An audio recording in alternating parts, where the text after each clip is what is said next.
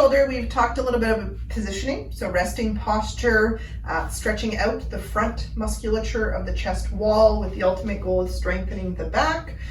What if I don't have range of motion? And there are times that you may not be able to get your arm all the way, but maybe when you're in clinic and we're testing you on the bed, when you're lying down, I can lift your arm higher. Or even if I can't lift my arm past here without pain, if I grab my own arm and relax my right arm, I can sometimes get it further.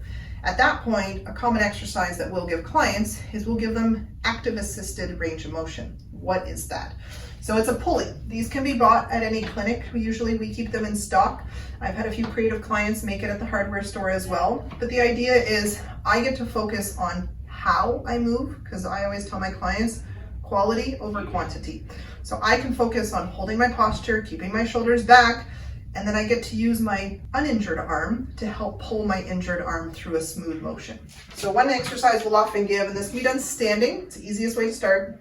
When you need more movement, I'll show you the alternate, it's sitting. So you stand, this pulley just flicks over the top of a door and latches closed. And you're simply gonna stand facing the door, shoulders are back, standing tall. And again, thinking that my right arm's my injured arm, I'm simply going to go down with my right arm. Ultimately, my left goes higher. But now I'm going to pull with my uninjured arm to raise my right arm higher. And what I'm thinking about as I do this smoothly is I really want my right arm to be as relaxed as it can be. I'm looking not to have any spasms. I want a smooth motion. And I would do this back and forth for about 30 seconds with this motion. So this is flexion, helping out flexion. If I got to the point, so as you can see, this is as high as I can get with this pulley right now. So to make it more challenging, or if I need to work on higher range of motion, again, no pain, right? The concept of no pain, no gain doesn't really work here. We want quality over quantity. So as I get better and I can get that movement and say, Karen, that's not hard anymore. If I lower my body like this, then you'll see I can suddenly get to movement that I couldn't get to before. So now my same exercise, 30 seconds, up and down smoothly. I'm focused on my shoulders, not hiking it up, nice steady movement. I can get to those higher ranges of motion. This one's assisted shoulder abduction. So it takes a bit of creativity. It's a little bit trickier, but you're essentially gonna stand 90 degrees to your door. And what you're gonna do is we're gonna work on the side raise, that raise that's awkward and painful. You're gonna hold your pulley.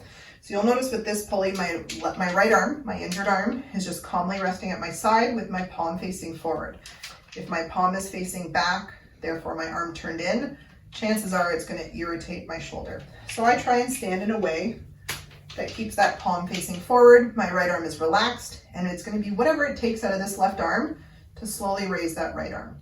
And again, pain-free movement, nice and controlled, nice and steady. I'm not shrugging my shoulder up. That's a bad habit. Quality over quantity. 30 or so seconds of this, nice and gradual. And again, I'm only getting to here. So if that's not enough, I can then set myself up to try and get more height. 30 seconds, up and down. When this gets sometimes too easy, we may give someone this one. We'll have you actually turn your back to the wall, and now I get to work on full lift. And with this pulley, I can adjust it. So I can get my full lift. And again, here I'm making sure it's my shoulder moving. You don't want to have your chest extend or your shoulder, just nice and steady.